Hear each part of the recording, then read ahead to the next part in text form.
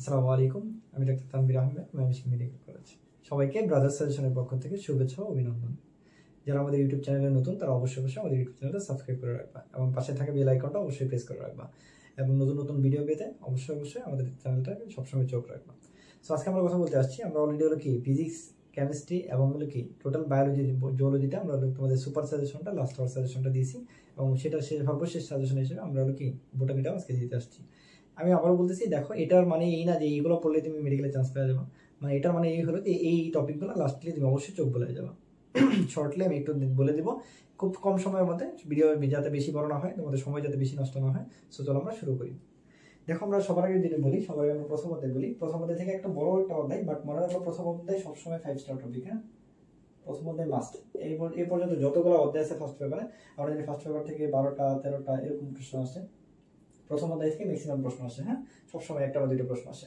তো প্রথম অধ্যায় থেকে দেখো কোষ প্রাচীর এবং কোষ ঝিল্লি, বিশেষ করে কোষ ঝিল্লিটা বেশি ইম্পর্টেন্ট দিয়ে পড়বো। হ্যাঁ, এটা বেশি ইম্পর্টেন্ট। অঙ্গাণুগুলোর ক্ষেত্রে মোটামুটি বোল্ড হবে যত লাইন আছে, জাস্ট বোল্ড হবে। হ্যাঁ, বোল্ড যে লাইনগুলো আছে ওগুলো পড়বো আর কি। হ্যাঁ, বোল্ড হবে যে লাইনগুলো আছে। ক্রোমোজোমের ক্ষেত্রে একটা ছক আছে, ক্রোমোজোমের ছকটা একটু মোটামুটি বাংলা নাম পড়বা। জিনটা খুব ভালো মতো পড়বা, জিনটা একদম 3 স্টার না 5 স্টার দিয়ে পড়বা। জিনের যে এককগুলো আছে, জিন নিয়ে যত কথা আছে, হ্যাঁ, প্রতিলিপন, ট্রান্সক্রিপশন, ট্রান্সলেশন, এগুলোর ক্ষেত্রে একটা বেসিক যে ধারণাটা ওইটা মনে রাখবে, তাইলেই হবে, এত বেশি কিছু বলার দরকার নেই। ওকে, আর লাস্টে জেনেটিক কোড সম্পর্কে কোনটা স্টপ করুন কোনটা স্টার্ট করুন। হ্যাঁ, পাশাপাশি প্লাস দিয়ে কি করবা, স্টার্ট আর স্টপ, স্টার্ট প্লাস হলো কি স্টপ করুন। হ্যাঁ, স্টপ করুন। আচ্ছা, তাহলে দেন চলে আসা হলো কি প্রথম অধ্যায়ের পর আমরা যদি একটু সিরিয়ালটা একটু ব্রেক হয়ে গেছে, আমরা যেদিকে আছে দেন হলো কি আমরা দ্বিতীয় অধ্যায় বলি। দ্বিতীয় অধ্যায় দেখো এদিকে আছে। দ্বিতীয় অধ্যায় থেকে বেশি কিছু না, দ্বিতীয় অধ্যায় থেকে খুবই কম কোশ্চেন আসে।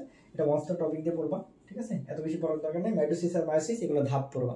ধাপের যে মোস্ট ইম্পর্টেন্ট বোল্ড হরফের লাইনগুলো পড়বা, আর আলাদা কোনো লাইন পড়ার দরকার নেই। ক্রসিং ওভারটা একটু দেখবা, আর বাকি আরেকটা দিকে আছে ক্রসিং ওভার সাথে তোমরা একটু কোষচক্রটা দেখে রাখবা। হ্যাঁ, ঠিক আছে, একটু দেখে রাখবা। এটা মোটামুটি লেস ইম্পর্টেন্ট, মোটামুটি দেখে রাখবো। তৃতীয় অধ্যায় চলে আসো। তৃতীয় অধ্যায় থেকে আমরা কি করবো, তৃতীয় অধ্যায় থেকে সবচেয়ে বেশি ইম্পর্টেন্ট কার্বোহাইড্রেট, এটা মাস্ট। এটা একদম 3 স্টার দিয়ে পারবা। ম্যাক্সিমাম কোশ্চেন কার্বোহাইড্রেট থেকে আসে এবং কার্বোহাইড্রেটের মধ্যে সবচেয়ে বেশি ইম্পর্টেন্ট যদি বলি হেক্সুস, সবচেয়ে বেশি ইম্পর্টেন্ট কি হেক্সুস। হেক্সুস থেকে গ্লুকোজ আর ফ্রুক্টোজ খুব সুন্দর করে বলবো। হ্যাঁ, পেন্টোস মোটামুটি একটা পার্থক্য আছে, ওটা বললেই চলবে। আর ডাইস্যাকারাইড আর পলিস্যাকারাইড খুব ভালো মতো, আর পুষ্টিজাত পলিস্যাকারাইড, গ্লাইকোজেন বা এগুলো খুব সুন্দর করে বলবো। Starch, cellulose. ওকে, আচ্ছা, দেন সেকেন্ডলি চলে আসে অ্যামাইনো অ্যাসিড। অ্যামাইনো অ্যাসিডের মধ্যে উদাহরণগুলো আর নন প্রোটিন অ্যামাইনো অ্যাসিডগুলো আর অত্যাবশ্যক অ্যামাইনো অ্যাসিডগুলো, শেষ, আর কিছু করার দরকার নেই। লিপিডের ক্ষেত্রে লিপিডের শ্রেণী বিভাগগুলো, জাস্ট শ্রেণী বিভাগটা, আর কিচ্ছু না। লিপিড থেকে ওইটুকু কোশ্চেন আসে। দেন প্রোটিনের ক্ষেত্রে প্রোটিনের গঠন, পাশাপাশি সবচেয়ে বেশি ইম্পর্টেন্ট যদি বলো তাহলে সরল প্রোটিনটা ভালো মতো পড়বা, যুগ্ম প্রোটিনটা একটা স্টার দিয়ে পড়বা। ওকে, আর এনজাইমের ব্যবহারগুলো, বিশেষ করে লাস্টের যে ব্যবহারগুলো, ব্যবহারিক জীবনে এনজাইম, ওইটা পড়বা। এনজাইমের মধ্যে কোনটা পড়বা, ব্যবহারিক জীবনে। হ্যাঁ, ব্যবহারিক জীবন। ওকে, আচ্ছা, তারপর চলে আসে চতুর্থ অধ্যায়। চতুর্থ অধ্যায় দেন আমরা চতুর্থ অধ্যায় নিয়ে কথা বলবো। সো দেখো চতুর্থ অধ্যায় এই যে আমাদের চতুর্থ অধ্যায় একটু উল্টাপাল্টা হয়ে গেছে, যাই হোক। চতুর্থ অধ্যায়ের ক্ষেত্রে মোস্ট ইম্পর্টেন্ট যদি বলো তাহলে ভাইরাস, খুব ভালো মতো পড়বা। মাস্ট কোশ্চেন আসবেই, ইনফিনিটি স্টার, ভাইরাস গঠিত যে রোগগুলো আছে। আর তার মধ্যে হলো ডিএনএ, আরএনএ ভাইরাস অবশ্যই ভালো মতো পড়বা, আর ভাইরাসের নিজস্ব রোগগুলো পড়বা, ঠিক আছে।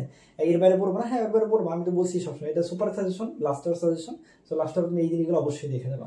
আর এরপরে কি করবো, ব্যাকটেরিয়ার রোগগুলো দেখে যাবা, ঠিক আছে। আর ব্যাকটেরিয়ার রোগের পাশাপাশি ব্যাকটেরিয়ার গঠনও মোটামুটি ইম্পর্টেন্ট, গঠনটা অবশ্যই করে যাবো, ঠিক আছে। ব্যাকটেরিয়ার গঠন থেকে মোটামুটি প্রশ্ন চলে আসে। ম্যালেরিয়া জীবাণুর ক্ষেত্রে ম্যালেরিয়া জীবাণুগুলোর নাম আর যে প্রিভিয়াস কোশ্চেনগুলো আছে ওগুলো দেখবে, জাস্ট সুপ্ত অবস্থা, নাম আর প্রিভিয়াস কোশ্চেনগুলো, ঠিক আছে, আর কিছু জানার দরকার নেই। ওকে, আচ্ছা, তারপরে চলে আসে পঞ্চম অধ্যায়। পঞ্চম অধ্যায়ের ক্ষেত্রে শৈবাল আর ছত্রাকের বেসিক ডিফারেন্স, মানে বেসিক পার্থক্যগুলো পড়বা। আর মোস্ট ইম্পর্টেন্ট তার চেয়ে বেশি পড়বা হলো কি ছত্রাকগুলো। অনেক বৈজ্ঞানিক নাম, এত বেশি পড়ার দরকার নেই। বর্ণনামূলক মোটামুটি যতটুকু প্রশ্ন আসে অতটুকু। কোনটাকে বেশি পড়বা, ছত্রাকটা সঞ্চিত খাদ্য, সবগুলাই তৈলবিন্দু।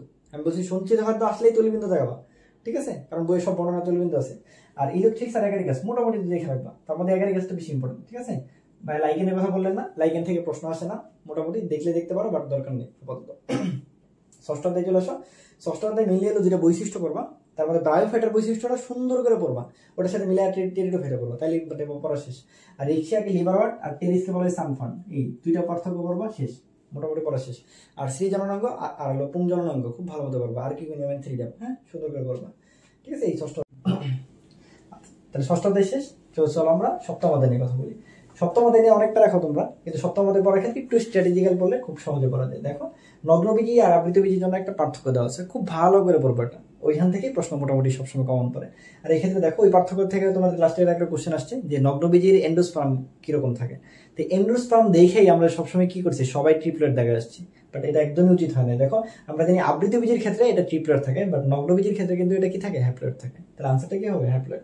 ঠিক আছে, দেন ওই উদাহরণগুলা কোনটা বড়, কোনটা মানে উঁচু, এবং কোনটা কি ক্ষুদ্রতম উদ্ভিদ, খুব ভালো মতো পড়বা, ইনশাল্লাহ প্রশ্ন কম পড়বে। এস্টিমেশন অফ বিজনেস মোটামুটি পড়বা, নামগুলা পড়বা। পর্ব দুইটা পর্ব আছে, দুইটা পর্বের বৈশিষ্ট্য প্লাস উদাহরণগুলা, ঠিক আছে। আর মোস্ট ইম্পর্টেন্ট যে টপিকটা সেটা হলো ফল। ফলটা একদম ভালো মতো পড়বা, এ টু জেড পড়বা, ফল থেকে প্রায় কোশ্চেন আসে। ওকে, আচ্ছা।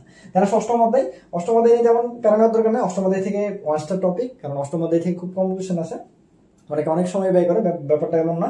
এখান থেকে ভাজক টিস্যু আর পরিবহন টিস্যু, ভাজক টিস্যুর প্রকারভেদ আর পরিবহন টিস্যুর ক্ষেত্রে জাইলেম আর ফ্লুয়েম সম্পর্কিত যে প্রকারভেদ আছে, আর মূল আর কাণ্ডে অন্তর্গঠনগত যে একটা পার্থক্য আছে বা বৈশিষ্ট্যগুলো আছে, খুব সুন্দর করে পড়বা, ইনশাল্লাহ প্রশ্ন কমন পাবো। তারপর চলে আসে নবম অধ্যায়। নবম অধ্যায়ের ক্ষেত্রে অনেক প্যারা নেই, নবম অধ্যায় এতগুলো প্যারা না নিয়ে সবার আগে সবচেয়ে বেশি ইম্পর্টেন্ট দিয়ে পড়বো শ্বসন, কারণ ম্যাক্সিমাম প্রশ্ন শ্বসন থেকে আসে। তাহলে তুমি সবার আগে শ্বসন পড়বা, দেন তুমি খনিজ লবণ পড়বা, ঠিক আছে, কারণ এই দুটো অপশন থেকে সবসময় প্রশ্ন আসে। দেন এই খনিজ লবণ পরিশোষণের ক্ষেত্রে আমরা সবচেয়ে বেশি যে কোশ্চেনটা আসে, যেগুলো সবচেয়ে দ্রুতগতি আর সবচেয়ে ধীরগতি। মনে রাখবা একযোজি আয়ন যেটা সেটা সবচেয়ে বেশি দ্রুতগতি, আর দ্বিযোজি আয়ন যেটা সবচেয়ে কি হয়, ধীরগতি হয়। তাহলে কোনোদিনও প্রশ্নে ভুল হয়েছে না। দেখো পটাশিয়ামটা একযোজি, নাইট্রেটটা একযোজি, আর ক্যালসিয়ামটা হলো দ্বিযোজি, আর সালফেটটা দ্বিযোজি। শেষ। তাহলে দ্বিযোজি হয়েছে মানে কি, ধীরগতি, আর একযোজি হয়েছে মানে হলো দ্রুতগতি। দেন প্রশ্নে আমরা সারা সংশ্লেষণ পড়বা, বাট একটু কমায় পড়বা, ঠিক আছে, মানে একটা ওভারঅল একটা রিডিং দিয়ে যাবা, কারণ এগুলো হচ্ছে প্রশ্ন একটু কম আসে। তারপর চলে আসে দশম অধ্যায়। দশম অধ্যায়ের ক্ষেত্রে সবার আগে যদি বলো মোস্ট ইম্পর্টেন্ট যে টপিকটা সেটা অঙ্গ জনন এবং কৃত্রিম জনন। ভাইয়া বিশ্বাস করো লাস্ট 2-3-4 বছর ধরে বারবার এই জায়গাগুলোতে প্রশ্ন আসে, এবং এই জায়গাগুলো আমাদের বারবার ভুল হয়। তো এই জন্য সবার আগে তুমি এই দুটো টপিক পড়বা। দেন এই দুটো টপিক শেষ হলে তুমি নিষেকের পরিণতি যে ছকটা আছে ওটা ভালো মতো পড়বা, এবং এটা শেষ হলে পুরুষাস্ত্রী গামিট মোটামুটি দেখবা, দেন পার্সোনালিটিটা একটু দেখে রাখবা, ঠিক আছে। দেন দশম অধ্যায়ের পর আমরা চলে আসি একাদশ অধ্যায়। একাদশ অধ্যায়ের ক্ষেত্রে দেখো, একাদশ অধ্যায় পড়ার ক্ষেত্রে সবার আগে যদি বলি আমি, যেটা সবচেয়ে বেশি ইম্পর্টেন্ট দিয়ে পারবো সেটা রেস্ট্রিকশন এনজাইম। লাস্ট 2 বছর ধরেই রেস্ট্রিকশন এনজাইম থেকে বারবার কোশ্চেন আসতেছে, সো এটা সবার আগে পড়বা। দেন তুমি কি করবা, দেন তুমি জিনোম সিকোয়েন্সিংটা পড়বা, মোটামুটি ইম্পর্টেন্ট, ঠিক আছে। এরপর তুমি পড়বা ইনসুলিনটা, খুব ভালো মতো পড়বা ইনসুলিন, হ্যাঁ, ঠিক আছে। দেন জেনেটিক ইঞ্জিনিয়ারিংটা মোটামুটি বা রিকম্বিনেন্ট ডিএনএ মোটামুটি এগুলো টুকটাক পড়লেই তুমি পারবা ইনশাল্লাহ। আর জীব প্রযুক্তিটা একটু দেখে রাখবা। তবে মোস্ট ইম্পর্টেন্ট দিয়া টিস্যু কালচারের জনক, ইনসুলিনের যতগুলো কথা আছে, আর রেস্ট্রিকশন এনজাইম, এই তিনটা ভালো মতো পড়বা, ঠিক আছে, আর বাকিগুলো ওভারঅল রিডিং দেবে। তারপর চলে আসে লাস্ট আমাদের দ্বাদশ অধ্যায়। দ্বাদশ অধ্যায় থেকে অনেকে প্যারা নেই, বাট একটা প্রশ্ন কিন্তু মাস্ট আসবে, মনে রাখবা। এই যে 11 নম্বর অধ্যায় একটা প্রশ্ন পাবা, 12 নম্বর অধ্যায় একটা প্রশ্ন পাবা, এগুলোকে অবহেলা করা যাবে না। ওকে, এই তাহলে এখানে মোস্ট ইম্পর্টেন্ট প্রশ্ন মানে জায়গাটা কি, যদি সবার আগে বলি, সবচেয়ে বেশি সুন্দর করে পড়বা হলো অভিযোজনগুলা। এর মধ্যে লোনামাটির অভিযোজনটা সুন্দর করে পড়বো, ওইখান থেকে প্রশ্ন সবচেয়ে বেশি আসে। তো লোনামাটির অভিযোজন পড়বা, দেন ম্যানগ্রোভটা পড়বা, মানে ম্যানগ্রোভ মানে লোনামাটি, ঠিক আছে। দেন বাস্তু সংস্থানগুলো একটু দেখবা, পিরামিডগুলো মোটামুটি দেখবা, ঠিক আছে। আর বাংলাদেশের কি কি অঞ্চল আছে, 3টা, ওই যে আমাদের যে অঞ্চল আছে চিরসবুজ, অর্ধ চিরসবুজ, ওগুলো একটু ভালো মতো পড়বা। আর প্রাণী ভৌগোলিক অঞ্চলগুলো মোটামুটি একটু ধারণা রাখবা, ঠিক আছে। আর লাস্টে হলো জীববৈচিত্র্য সংরক্ষণ, হ্যাঁ, এটা একটু দেখবা, ঠিক আছে। এইগুলো যদি মোটামুটি দেখো, আমি বিশ্বাস করি মোটামুটি তোমার এই ফার্স্ট পেপার থেকে ম্যাক্সিমাম নাম্বার কভার হয়ে যাবে। আর যেহেতু নাম্বারই 12-13 আসে, সো সবচেয়ে বেশি প্রায়োরিটি দেওয়া জুওলজি, কারণ জুওলজি থেকে কত 18-19 পাবা, ঠিক আছে। আর দেন তুমি ফার্স্ট পেপারকে প্রায়োরিটি দিবা, ঠিক আছে। আই থিঙ্ক বুঝতে পারছো।